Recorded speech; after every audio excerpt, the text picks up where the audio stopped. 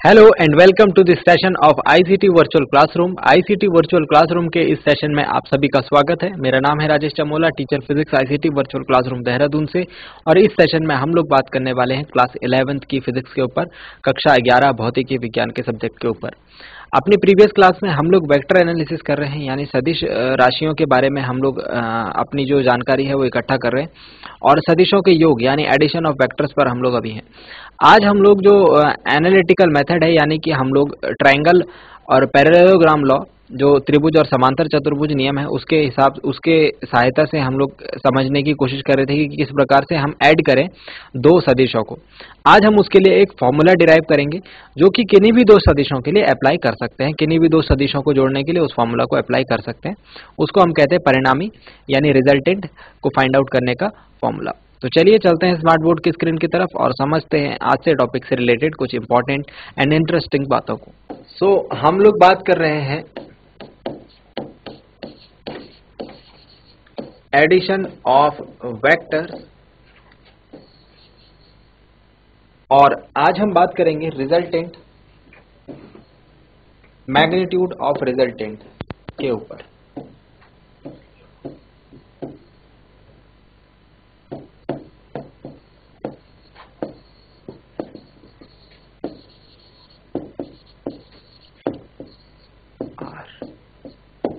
अगर resultant R, परिणामी are की अगर बात की जाए, परिणामी आर का जो परिमाण है उसके ऊपर हम लोग, परिणाम है उसके ऊपर बात करने वाले हैं हम लोग आज।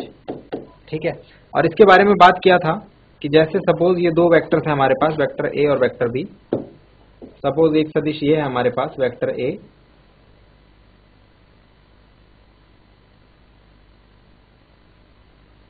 ठीक है, और दूसरा सदिश ये है हमारे पास वेक्टर बी।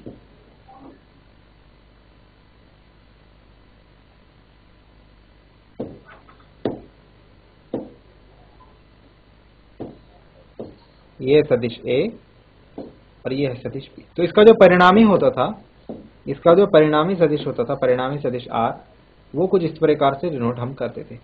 तो तीनों त्रिभुज की भुजाओं, तीन भुजाओं को निरूपित करते हैं। ठीक है, तो अगर दो भुजाएं अगर हम एक ही ऑर्डर में लेंगे तो तीसरी भुजा जो है ये है आर को निरूपित करती है। आर बराबर क्या होता है, ए प्लस बी, दोनों सदिशों का योग। तो हम इस आर को फाइंड आउट करना चाह रहे हैं कि ये आर एक्चुअल में होगा क्या, इसकी हम वैल्यू फाइंड आउट आज करना चाह रहे हैं। ठीक है, सो इसके लिए हम लोग थोड़ा सा एक मैथमेटिकल फॉर्मूला डिराइव कर लेते हैं। इसे डिराइव करने के लिए हम लोग क्या करते हैं, यहां से एक परपेंडिकुलर ड्रॉ करते हैं, एक परपेंडिकुलर ड्रॉ करते हैं इस टाइप से। कौन सी लाइन पर, जो नीचे लाइन आपको दिख रही है, इस पर हम लोग एक परपेंडिकुलर यहां से ड्रॉ कर रहे हैं। ठीक हो गया, और थोड़ा इसको मैं बड़ा कर लेता हूं।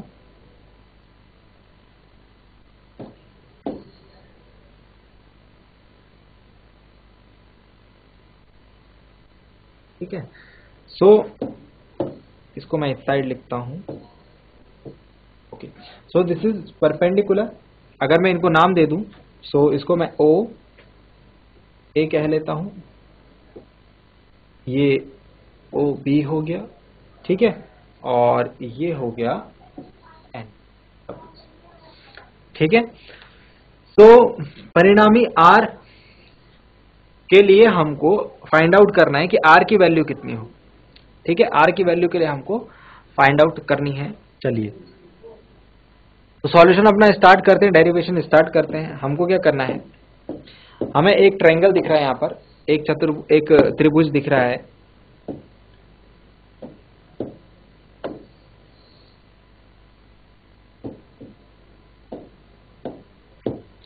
ट्रायंगल का नाम लिख रहा हूं, आप बताइए। ट्रायंगल ओ एन बी में, ट्रायंगल ओ एन बी एक कैसा ट्रायंगल है, जैसा कि हम देख पा रहे होंगे, ये रहा ओ एन बी।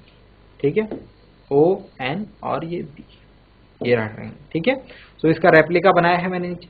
इसमें मैं क्या कर लेता हूं, ये क्योंकि समकोण त्रिभुज है तो हम क्या कर लेंगे, इसमें पाइथागोरस थ्योरम लगा लेंगे सिंपली। तो पाइथागोरस थ्योरम अगर मैं इसमें लगाऊंगा तो ये आएगा ओ बी का square is equal to O N का स्क्वायर प्लस बी एन का स्क्वायर। ठीक है, अब आपको ध्यान रखना है यहाँ पर जो भी हमारे पास वैल्यू आनी चाहिए वो OA, OB और AB की फॉर्म में आनी चाहिए। तो मैं क्या करूंगा, अब यहाँ पर वैल्यूज को जो है इंसर्ट करने की कोशिश करूंगा, क्योंकि ON को मैं लिख सकता हूं, देखो यहाँ पर अब साइड में कुछ आपको काम की बात देखनी है। ON को मैं क्या लिख सकता हूं, OA प्लस AN, क्योंकि ON ये पूरी लाइन है यहां से लेकर यहां तक और इसके बीच में A एक बिंदु है, तो यहां से यहां तक मैं इसको अलग लिख सकता हूं, यहां से यहां तक अलग लिख सकता हूं। सो OA प्लस AN में लिख सकता हूं पूरी ON को, है ना। तो ON is equal to OA plus AN। ठीक, अब AN की वैल्यू हम लोग कैसे फाइंड आउट करेंगे, AN इज इक्वल टू, देखो यहां पर हमारे पास जो ट्रायंगल है, यहां पर हमारे पास जो ट्रायंगल है, ट्रायंगल ANB, देखिए ये भी क्या है, एक समकोण त्रिभुज है। समकोण त्रिभुज है, राइट एंगल ट्रायंगल है, तो आप इसमें cos थीटा फाइंड आउट कर सकते हैं। cos theta is equal to क्या होगा, आधार बटे कर्ण, मतलब कि AN upon AB, AN upon AB। AN हमको पता नहीं है, लेकिन AB का मैग्नीट्यूड हमें पता है, B के बराबर है ना। AB का जो मैग्नीट्यूड है वो देखिए B के बराबर है, तो यहां से मैं कह सकता हूं AN इज इक्वल टू क्या आ जाएगा हमारा, B cos, एक तो ये ध्यान रखना, ठीक है। AN की वैल्यू हमको क्या रखनी है, B cos थीटा रखनी है। इसके अलावा ON इज इक्वल टू, तो ON की वैल्यू क्या आ जाएगी यहां से, ON is equal to OA, OA की वैल्यू क्या है, OA की वैल्यू है A और AN की वैल्यू क्या आई है, B cos थीटा। ये चीज क्लियर हो गई, ठीक है, इतना पार्ट क्लियर हो गया, ठीक है। नेक्स्ट पार्ट इसमें आपको जो और ध्यान रखना है वो ये रखना है कि ट्रायंगल ANB में, फिर से ट्रायंगल ANB में मैं क्या कर रहा हूं, पाइथागोरस थ्योरम अप्लाई कर रहा हूं। तो AB का square is equal to AN का स्क्वायर प्लस BN का स्क्वायर। यहां से मुझे BN स्क्वायर की जो वैल्यू मिलेगी वो मिलेगी AB का स्क्वायर माइनस AN का स्क्वायर, है ना। और AB स्क्वायर की जो वैल्यू है, AB स्क्वायर की जो वैल्यू है वो मैं जानता हूं कि B है, ठीक है। तो फिलहाल इतनी चीज आप ध्यान रखें, जहां पर BN स्क्वायर आएगा वहां पे मैं क्या लिखूंगा, AB square minus AN square. जहां पर ON आएगा वहां पर मैं A plus B cos theta लिखूंगा, ठीक है। और जहां पर आएगा AN तो वहां पर मैं लिखूंगा B cos थीटा, ठीक है। तो सबसे पहले मैं वैल्यूज इंसर्ट कर रहा हूं, ठीक है, फाइनल वैल्यूज नहीं, जस्ट बेसिक वैल्यूज। तो OB स्क्वायर, OB क्या है हमारा, OB ये वाली लाइन है, ये वाला सदिश है, यहां से लेकर यहां वाला सदिश। तो सदिश का परिमाण क्या होता है, जो सदिश का दिशा को हटा करके, ये मतलब वेक्टर R है ना, तो OB किसके बराबर होगा, OB R के बराबर होगा, लेंथ उसकी, ठीक है। तो OB की जगह पे मैं क्या लिख सकता हूं, R का स्क्वायर, ठीक है। और ON की जगह पे मैं क्या लिखूंगा, OA प्लस AN, वो सबसे ऊपर देखिए, अभी अभी यही चीज समझाई थी हमने, ठीक है। प्लस BN की जगह पे क्या लिखेंगे, BN स्क्वायर की जगह पे हम क्या लिख सकते हैं, AB square minus AN square. तो साइड में जो चीजें करी गई हैं वो वैल्यूज यहाँ पर इंसर्ट कर दी गई है, ठीक है। चलिए, so R square is equal to OA का स्क्वायर प्लस AN का स्क्वायर, A प्लस B का होल स्क्वायर क्या होता है, A B cos theta, A square plus B square plus 2AB, so 2OA AN plus AB का square, ये तो पहले से था हमारे पास, माइनस AN का स्क्वायर। यहाँ ये AN के स्क्वायर से इस AN के स्क्वायर को कैंसिल आउट कर दीजिए, हमारे पास बचा OA का स्क्वायर प्लस AB का स्क्वायर प्लस 2OA AN। अब ठीक है, AN की वैल्यू पुट कर दीजिए, अब AN की वैल्यू पुट कर दीजिए, इसको ना यहाँ से हटा दीजिए, आप कंफ्यूज हो रहे होंगे। ON की ऊपर वाली वैल्यू रखना, ठीक है, और AN की जो है लास्ट वाली वैल्यू रख दीजिए, जो लास्ट में लिखी हुई है ये वाली। सो हम लोग लगभग पहुंच चुके हैं। R square is equal to OA की जगह पे क्या आएगा भाई, OA की जगह पे आएगा A का स्क्वायर, AB की जगह पे क्या आएगा, B का स्क्वायर, 2 OA की जगह पे क्या आएगा A, AN की जगह पे क्या आएगा B cos थीटा। तो जो हमारा एक्सप्रेशन बना है वो बना है R square is equal to A square plus B square plus 2ab cos theta. और यहां से अगर इस स्क्वायर को भी हटा दिया जाए तो इधर क्या लग जाएगा, इधर अंडर रूट लग जाएगा, under root A square plus B square plus 2ab cos theta. ये है हमारे पास परिणामी यानी कि रिजल्टेंट। अगर मैं दो सदिशों को जोड़ूंगा तो उसका जो परिणामी होगा उसका मैग्नीट्यूड इतना आएगा, उसका परिमाण इतना आएगा। समझ रहे हो बात को? तो कहने वाली दो बातें हैं। बात नंबर 1, अगर दो सदिशों a और b को जोड़ा जाता है तो उसका जो उत्तर आता है वो भी एक सदिश होता है। तो सदिश का क्या होगा, परिमाण होगा, दिशा होगा। तो उसका जो मैग्नीट्यूड होगा, परिमाण होगा, वो तो हमने निकाल लिया। उसकी दिशा की बात अब हम करेंगे। मैग्नीट्यूड क्या निकाला, a square plus B square plus 2ab cos theta. और r की जो दिशा है उसके ऊपर हम बात करते हैं। r की दिशा क्या डायरेक्शन रहेगी, है ना। सो डायरेक्शन के लिए आप ध्यान दीजिए कि अगर ये सदिश हमारे पास है a, ठीक है, और ये सदिश है b, दोनों के बीच अगर थीटा कोण है तो पैरेललोग्राम लॉ, समांतर चतुर्भुज नियम से जो r है वो इनके बीच से, जो इनका परिणामी है वो इनके बीच से होता हुआ जाएगा। अब सपोज मैं इस कोण को अल्फा ले लेता हूं, इस एंगल को मैं क्या ले रहा हूं, अल्फा ले रहा हूं। तो जो हमने अभी परपेंडिकुलर डाला हुआ था वो हम एज इट इज रहने देते हैं, ओ ए बी। यहां पर इस वाले के अकॉर्डिंग ये वाला एंगल जो है, इस वाले एंगल को मैं सपोज अल्फा ले रहा हूं। मैं ये बोल रहा हूं कि जो परिणामी है वो सदिश ए के साथ अल्फा कोण पर झुका, ठीक है, सदिश ए के साथ अल्फा कोण बनाता है, ऐसा मैं मान रहा हूं। तो अगर मैं यहाँ पे tan अल्फा अप्लाई करूंगा, tan अल्फा आप जानते हैं कि tan theta is equal to क्या होता है, लंब बटे आधार। तो bn upon ON, bn upon ON आएगा। इसको आगे सॉल्व करते हैं, bn upon ON, tan alpha is equal to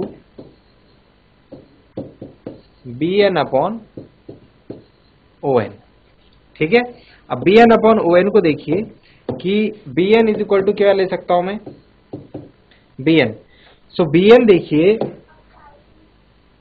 bn is equal to भी मैं यहां पर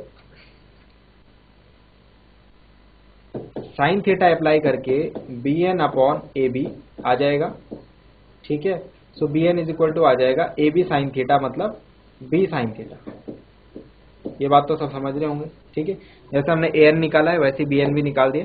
bn के लिए हमको क्या लगाना पड़ा, साइन थीटा। तो bn की value I b sine theta. on की वैल्यू क्या आई थी भाई,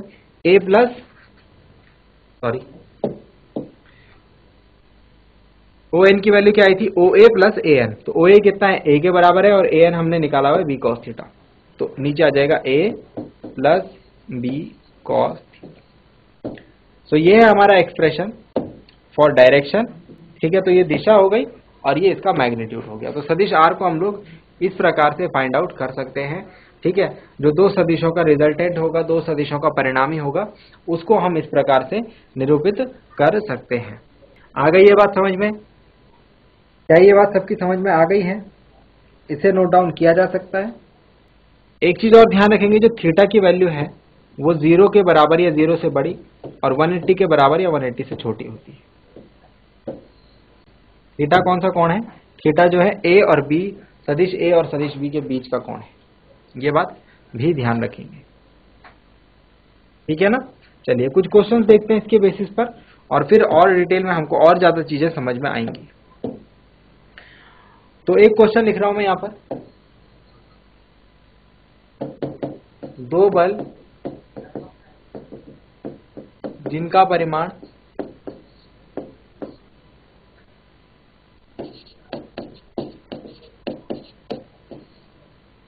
10 न्यूटन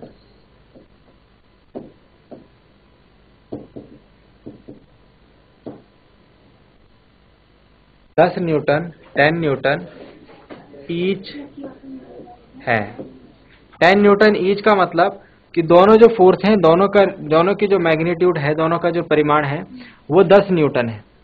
हमें क्या करना है, इसका जो रिजल्टेंट, इसका जो परिणामी बल है उसको फाइंड आउट करना है। इसका जो परिणामी बल है उसको फाइंड आउट करना है। तो सपोज ये जो आपको फिगर है ना, ये क्वेश्चन में दिया हुआ है, आपको ये फिगर जो है क्वेश्चन में दिया हुआ है F1 F2, दो बल ऐसे हैं, ठीक है, और इनके बीच में जो एंगल है वो दे रखा है 60 डिग्री का, इनके बीच में जो एंगल है वो दे रखा है 60 डिग्री का। अब आपसे इसका परिणामी पूछा हुआ है, क्या पूछा हुआ है? परिणामी R पूछा हुआ है। सिंपली पूरा क्वेश्चन नहीं लिख रहा हूं मैं, R लिख रहा हूं, R पता लगाना है। तो सॉल्यूशन स्टार्ट करते हैं अपना।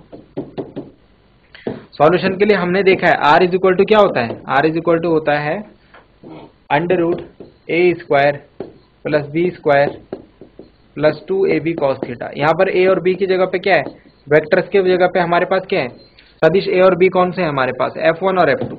तो a और b की जगह पे हम सिंपली वैल्यू पुट कर लेंगे F1² plus F2² plus 2 F1 F2 cos theta. तो चलिए वैल्यूज पुटअप करते हैं। F1 और F2 दोनों की वैल्यू जो है 10 है, सो 10 का स्क्वायर प्लस 10 का स्क्वायर प्लस 2 10 cos 60। cos 60 हम सभी जानते हैं कि cos 60 की वैल्यू 1/2 होती है। यहाँ से 100 हो जाएगा, ये भी 100 हो जाएगा, 200 इंटू 1/2। ये 2 से 200 जो है 100 टाइम्स कैंसिल आउट हो जाएगा। R की जो फाइनल वैल्यू हमारे पास आएगी वो आएगी 300 अंडर रूट के अंदर, जिसको हम लिख सकते हैं 10√3 न्यूटन, 10√3 न्यूटन। तो जो परिणामी बल होगा हमारे पास, जो रिजल्टेंट फोर्स होगा वो 10√3 न्यूटन होगा। ये इसका परिमाण है, ये इसका सिर्फ मैग्नीट्यूड है। आप जानते हैं जब दो सदिशों को जोड़ा जाए तो जो रिजल्ट आता है वो भी सदिश होता है, मतलब R भी क्या होगा, R भी सदिश होगा। तो हमारे पास सिर्फ उसका मैग्नीट्यूड आया, परिमाण है, उसकी दिशा नहीं आई। तो हम उसकी दिशा फाइंड आउट करने की कोशिश करते हैं। तो दिशा के लिए मैंने आपको बताया है, सपोज हम बोलते हैं कि जो सदिश है वो यहाँ से जा रहा है, R जो इसका रिजल्टेंट है वो यहाँ से जा रहा है, और यहाँ पर ये F1 के साथ अल्फा कोण बनाता है। तो हमारे पास फॉर्मूला है tan alpha is equal to b sin theta upon a plus b cos theta, ठीक है। ये formula b sin theta plus a plus b upon a plus b cos theta. Value put up करते हैं, हमारा answer, हम अपने answers के जो है बहुत नजदीक है। tan alpha is equal to b sin theta, b कितना है हमारे पास, b मतलब F2, अच्छा a और b की जगह F1 F2 रख लो, कंफ्यूज नहीं होंगे, ठीक है। F2 sin theta F1 plus F2 sin theta. वैसे F1 और F2 दोनों की वैल्यू 10 है, तो दिक्कत वाली बात नहीं है कुछ। 10 sin थीटा की जगह sin 60, ठीक है, और sin 60 की वैल्यू √3/2, F1 आ जाएगा 10, F2 आ जाएगा 10 cos 60। 10 sin 60 की वैल्यू होती है √3/2, ठीक है, अपॉन 10 प्लस 10 cos 60 की वैल्यू होती है 1/2। तो 2 से 5 टाइम्स कट जाएगा, 2 से 5 टाइम्स कट जाएगा, ऊपर आएगा 5√3, नीचे आएगा 10 प्लस 5 15, 5 3 जा 15।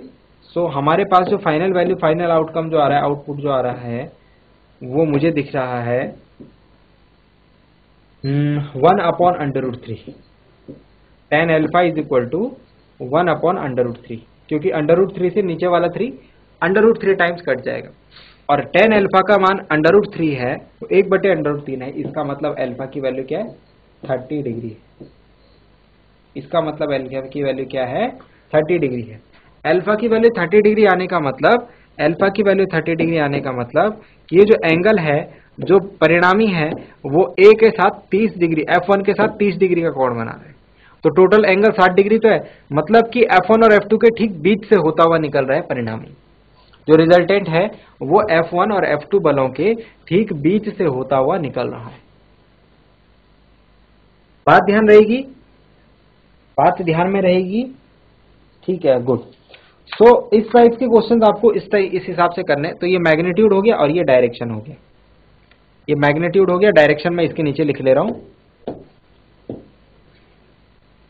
डायरेक्शन में इसके नीचे लिख रहा हूं, यहां पर लिख देता हूं डायरेक्शन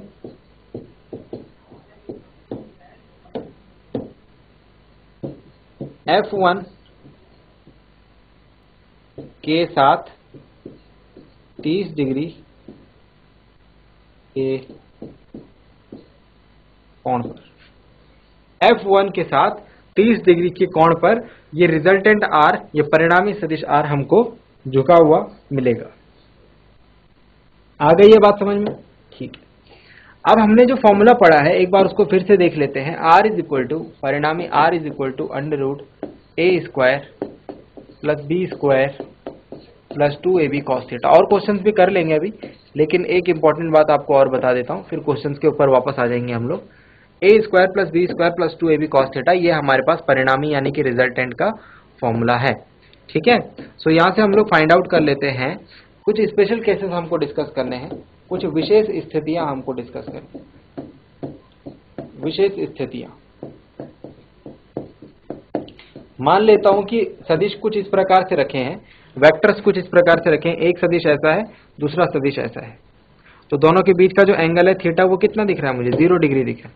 दोनों के बीच का जो कोण है वो कितना दिख रहा है, 0 डिग्री दिख रहा है। तो जो पहला हमारी पहली विशेष स्थिति है, यदि थीटा जो है 0 डिग्री हो, यदि थीटा 0 डिग्री हो तो r बराबर क्या हो जाएगा, under root A square plus B square plus 2ab cos 0, और cos 0 की वैल्यू आप जानते हैं अच्छे तरीके से कितनी होती है, 1। तो ये हो जाएगा A square plus B square plus 2ab into 1, क्योंकि cos 0 की वैल्यू कितनी होती है, 1। ये फॉर्मूला भी आप अच्छे तरीके से जानते हैं, A square plus B square plus 2ab क्या होता है, a प्लस बी का होल स्क्वायर होता है। यहां से हम देख सकते हैं r इज इक्वल टू क्या आ जाएगा, a प्लस बी, स्क्वायर से अंडर रूट कैंसिल हो जाएगा, तो जो हमारा रिजल्टेंट होगा वो दोनों सदिशों के योगफल के बराबर होगा, परिमाण के बराबर। मतलब कि अगर सपोज ये सदिश 5 न्यूटन था और ये 10 न्यूटन था, तो जो हमारा रिजल्टेंट आना था वो सीधे 15 न्यूटन आना था। सिंपल सी बात, इनको सीधा सीधा जोड़ देंगे। क्या मतलब हुआ कि जब हमने क्या करना है, जब दो सदिश ऐसे होंगे कि दोनों एक दूसरे के साथ 0 डिग्री के एंगल पे होंगे, दोनों के बीच का कोण जो होगा 0 डिग्री होगा, तो उस केस में आप उनको सीधा सीधा जोड़ दो, परिणामी आपको पता लग जाएगा। समझ में आई है बात? ठीक है, और विशेष स्थिति की बात करते हैं। ये तो हो गई फर्स्ट नंबर की विशेष स्थिति। और एक और स्पेशल कंडीशन को डिस्कस करते हैं। यदि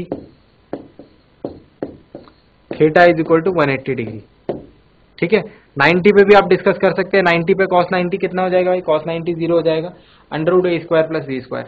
ठीक है, वो आप अपने हिसाब से चेक कर सकते हैं, उसमें कोई समस्या नहीं है। बस मैं दो केसेस को डिस्कस कर रहा हूं, थीटा जब 0 डिग्री हो, थीटा जब 180 डिग्री हो।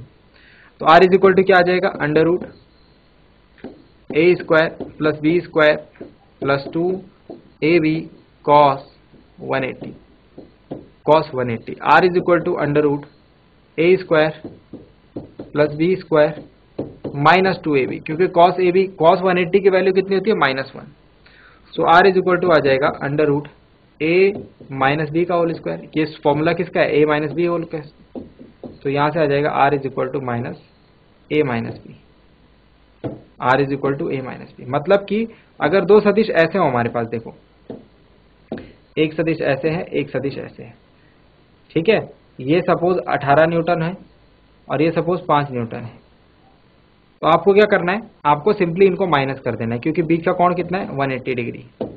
तो सिंपली माइनस कर देंगे, तो 18 में से 5 के कितना आएगा, 13 न्यूटन, परिणामी आएगा 13 न्यूटन। समझ में आ रही है बात?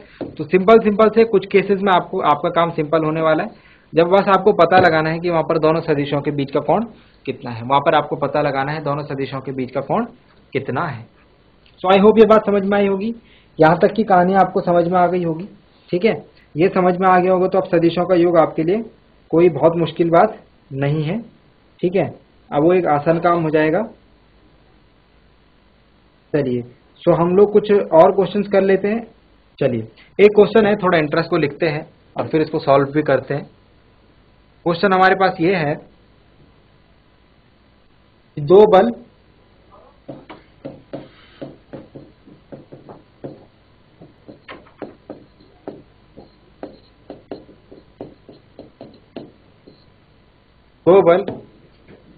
जिनके परिमाण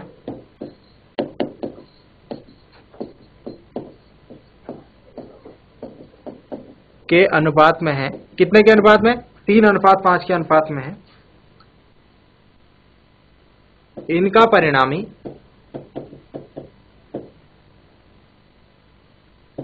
28 न्यूटन है। दो बल जिनके परिमाण 3:5 के अनुपात में है, उनका परिणामी जो है 28 न्यूटन है, एवं झुकाव यानी इंक्लाइनेशन या फिर कोण की बात कर रहा है 60 डिग्री है। प्रत्येक बल का परिमाण बताइए।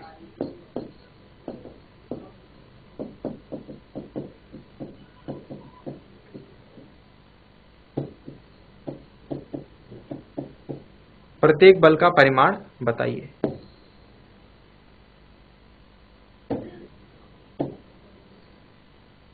ये क्वेश्चन है हमारे पास।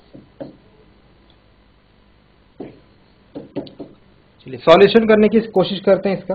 दो बल जब हमारे पास दिए हुए हैं,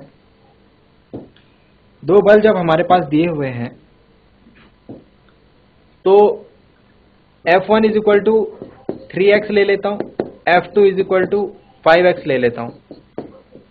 इनका जो रिजल्टेंट है 28 न्यूटन मुझे दिया हुआ है और angle theta is equal to 60 degree दिया हुआ है। तो सिंपली मैं सीधे फॉर्मूला अप्लाई करता हूं और देखता हूं क्या चीजें सही बैठ रही हैं नहीं बैठ रही है।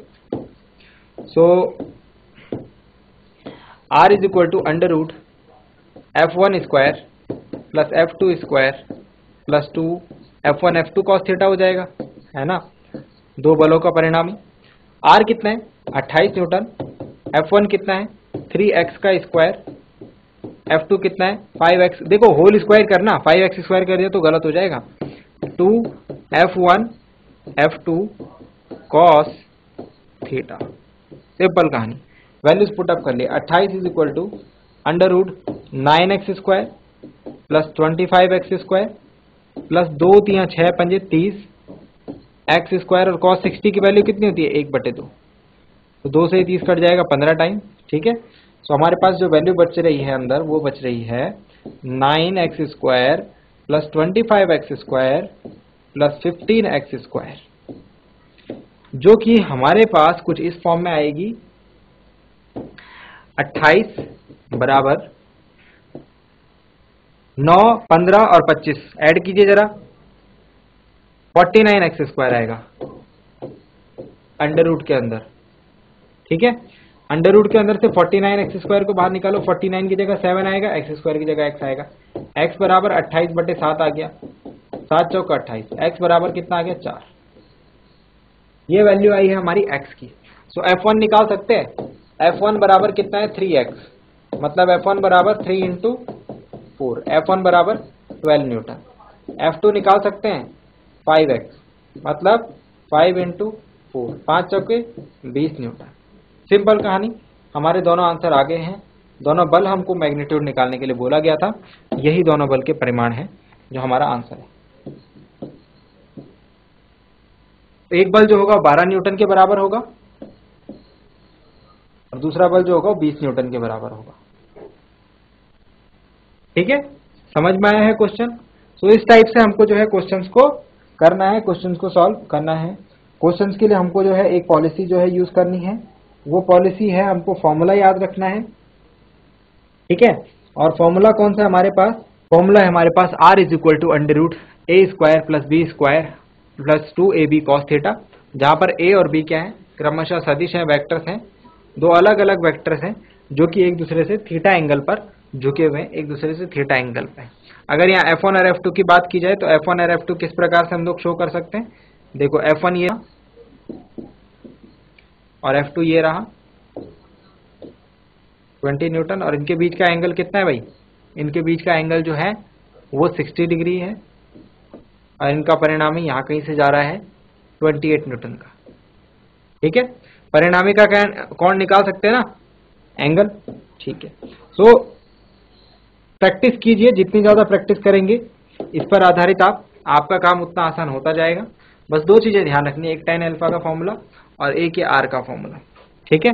सो इसकी प्रैक्टिस कीजिए किस तरीके से हम लोग फाइंड आउट करते हैं मैग्नीट्यूड ऑफ रिजल्टेंट R, यानी R का जो परिणामी है वो हम किस प्रकार से फाइंड आउट करते हैं। सो आई होप आज की क्लास में जो बातें आपको बताई गई वो समझ में आई होंगी, इंटरेस्टिंग लगी होंगी और आपने ध्यान से नोट डाउन जरूर किया होगा। घर से रिवाइज एक बार करें। अगली क्लास में मिलते हैं एक नए और इंटरेस्टिंग टॉपिक के साथ। क्लास से जुड़ने के लिए आप सभी का बहुत बहुत धन्यवाद। Thank you very much and have a nice day.